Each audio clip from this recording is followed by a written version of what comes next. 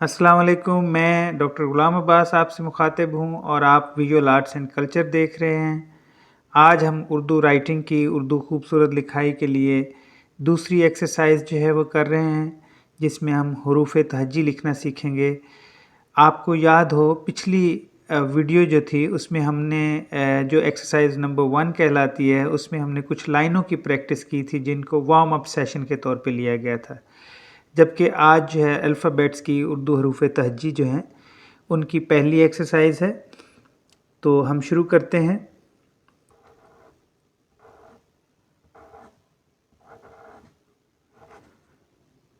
उर्दू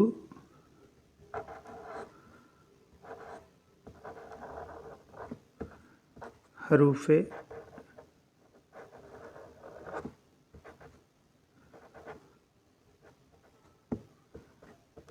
तहज्जी।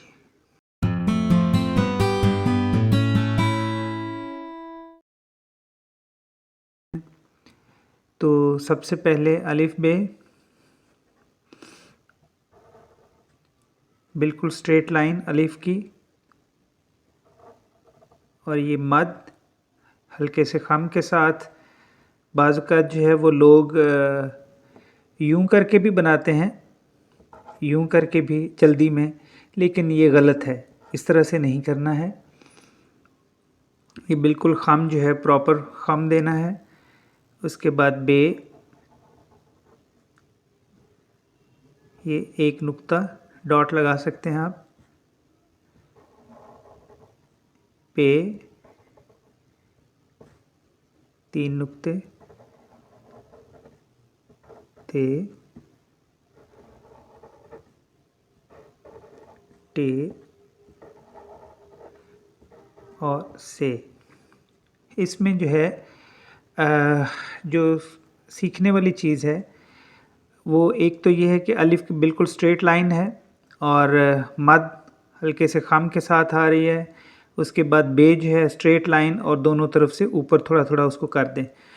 उसके बाद जो है जो नुक्ते हैं, नुक्ते लगाने के लिए आप ये देखिए कि आम तौर पे हमारे यहाँ लोग जो है वो 2 नुक्ते, जैसे ये पे के नीचे 3 नुक्ते लगा रहे हैं, हमने तो यूं करके लगाए हैं। तो ये बिल्कुल ठीक है, इस तरह से हो सकता है।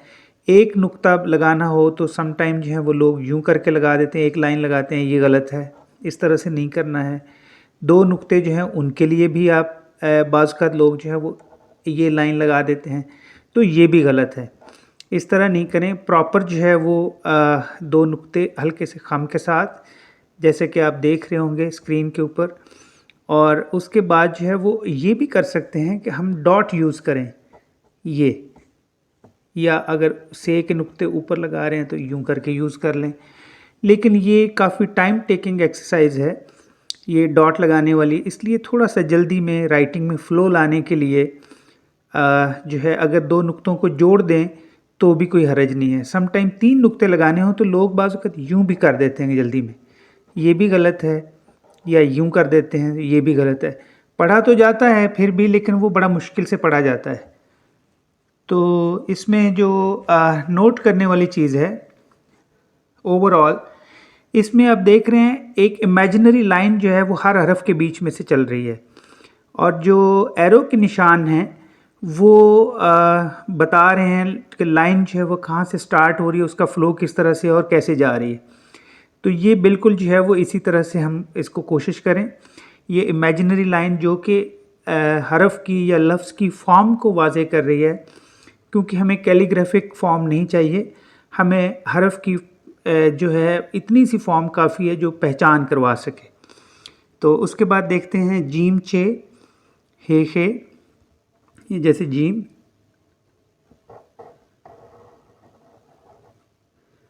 जीम बिल्कुल सेंटर में नुक्ता,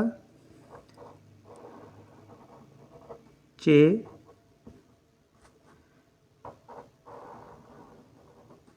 हे और खे, ये एक नुक्ता ऊपर।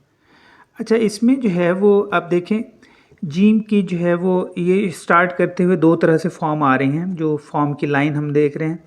एक तो ये खम के साथ है, ये हल्का सा खम दे के, ये भी ठीक है, ये भी कर सकते हैं। उसके बाद जो है वो ये बड़ा थोड़ा सा शार्प करके खम को दे दिया है, तो ये भी ठीक है।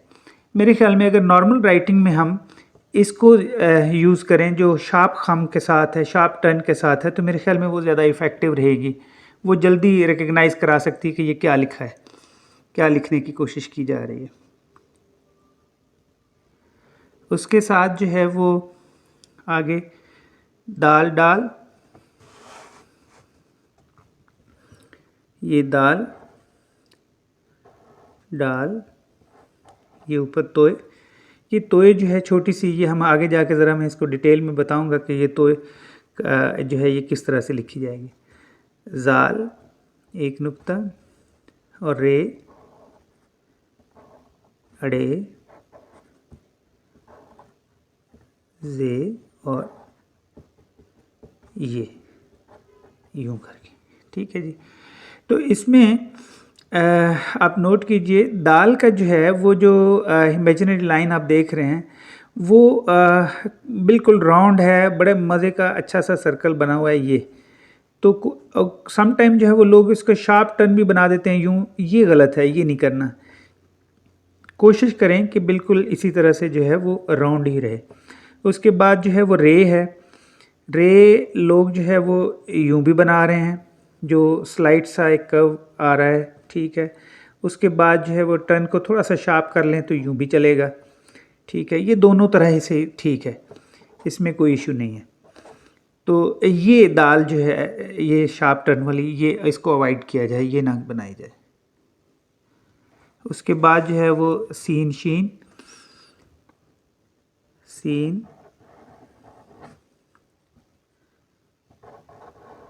शीन स्वाद और जुआद।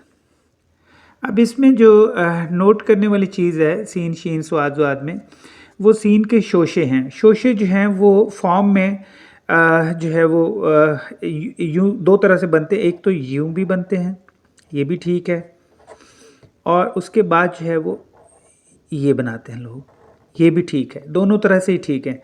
उसके बाद जो है वो क्लॉकवाइज आप सर्कल बना दीजिए, ये ठीक है। इसी तरह से स्वाद है, स्वाद में जो है वो बिल्कुल इसका हेड बनेगा ये, ठीक है।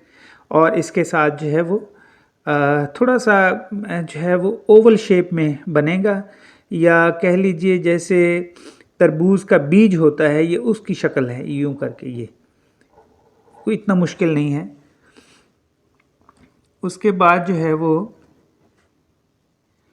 तोए जोए, जैसे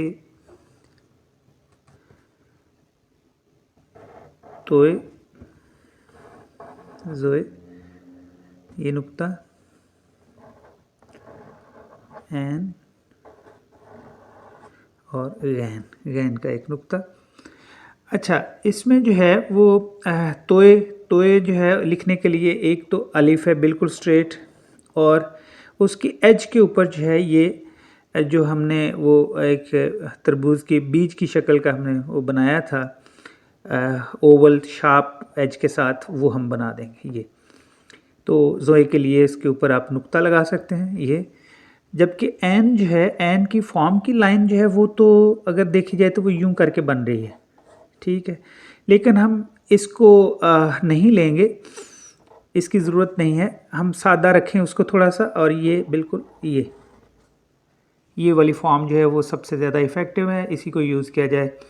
एक चीज़ और नोट करने की है, वो ये है कि सम टाइम जो है वो सीखने के लिए लोग रिकमेंड करते हैं कि 2 लाइन वाली कॉपी हो, 4 लाइन वाली हो, सर्कल जो है वो नीचे लाइन के आना चाहिए, बाकी अल्फाज जो हैं वो लाइन के ऊपर आने चाहिए।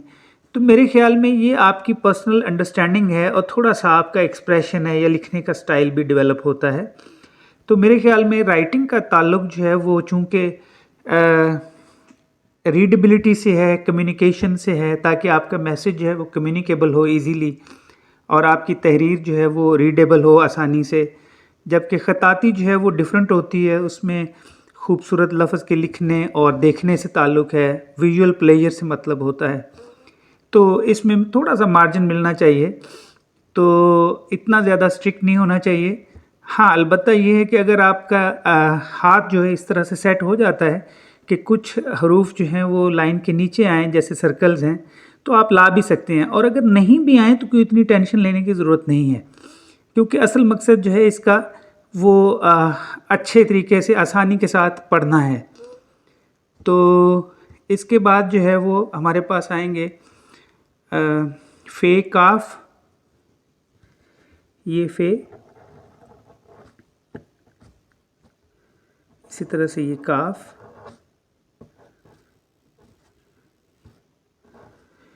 और ये काफ कशिश वाला, और ये गाफ। ठीक है जी। अब इसमें जो सीखने की चीज़ें हैं वो एक तो ये फ़े और काफ का हेड है। ठीक है, फ़े और काफ का हेड जो है वो बिल्कुल अगर राउंड बना लें और उसमें स्पेस ऐसी हो कि वो स्पेस उसमें रहे, तो मेरे ख्याल में ये सबसे अच्छा है। उससे ये है कि वो पता चलता रहता है। सम टाइम जो है वो लोग उसको यूं करके भी बना देते हैं, तो ये गलत है। मेरे ख्याल में ये थोड़ा सा एम्बिग्यूटी पैदा करता है। बेहतर है उसमें थोड़ी स्पेस हो ताकि वो इजीली रीडेबल हो, पता चले कि ये क्या है। तो ये फ़े का हेड जो है वो आम तौर पे फ़े, काफ, मीम और वाव उसके लिए यूज़ करते हैं। वो मैं आगे जाके बता देता हूँ। अभी जो काफ कशिश वाला है, ये भी जो है वो दो हरूफ मिलेंगे। एक तो अलिफ है, सीधा लगाइए, उसके बाद जो है वो बे जोड़ दीजिए इसके साथ, और एक उसकी कशिश ऊपर जो है वो लगा दीजिए। तो आप देख रहे होंगे जो स्क्रीन के ऊपर है, आप इसमें थोड़ी सी मैंने स्पेस छोड़ी है ये बताने के लिए कि ये अलिफ, बे और ये काफ की कशिश जो है ये अलग से ऊपर लगेगी। और अगर आपको गाफ लिखना हो तो उसके लिए थोड़ा सा फासले के ऊपर एक कशिश जो है वो और लगा दीजिए।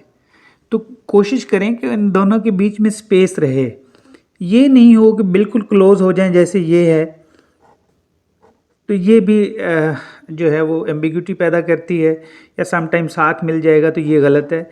कोशिश करें स्पेस रहे उसके अंदर। तो जो फ़े का हेड है, ये आम तौर पे आप देख रहे हैं फ़े का हेड, ये फ़े, काफ, मीम और वाव के साथ भी आता है। तो ये सेम हेड है जो हम यूज़ करेंगे। उसमें सिर्फ फ़र्क ये है कि फ़े के साथ जो है वो बे लग जाएगी, ये हेड, और इसके साथ बे लग जाएगी आगे। और काफ अगर लिखना होगा तो काफ लिखने के बाद, हेड बनाने के बाद आगे जो है वो सर्कल लगेगा।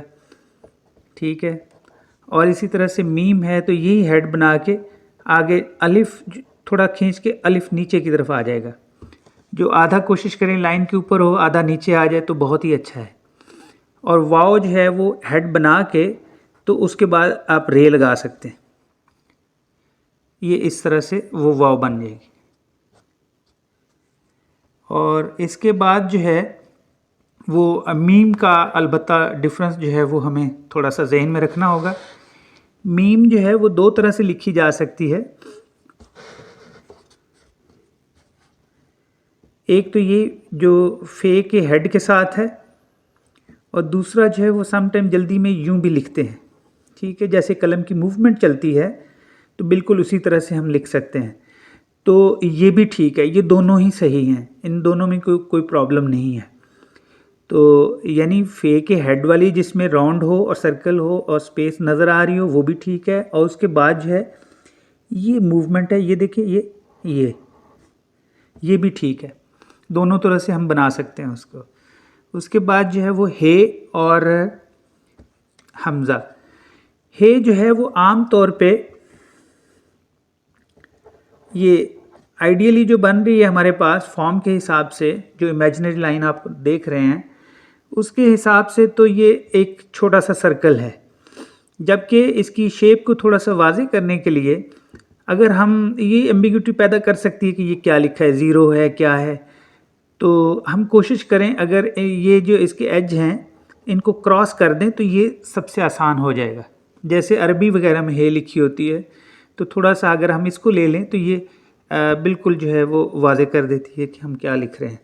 इसी के साथ हमज़ा है, हमज़ा ऐन का हेड है और थोड़ा सा उसको बगैर सर्कल के, जैसे ये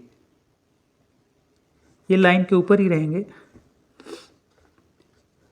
इसके बाद जो है वो छोटी ये और बड़ी ये छोटी ये और बड़ी ये लाइन के बिल्कुल ऊपर भी आ सकती है, जैसे ये देखें दोबारा से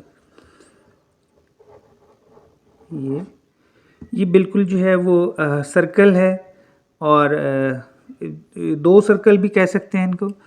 एक इसको अगर मुकम्मल किया जाए तो ये भी वो जक्सटापोजिशन में एक सर्कल बनता है और बाकी जो ये बड़ी ये है ये बिल्कुल ये एक छोटा सा जो है वो यूं करके बनाए और इसके बाद जो है वो स्ट्रेट लाइन, तो ये हमारी बड़ी ये आ जाती।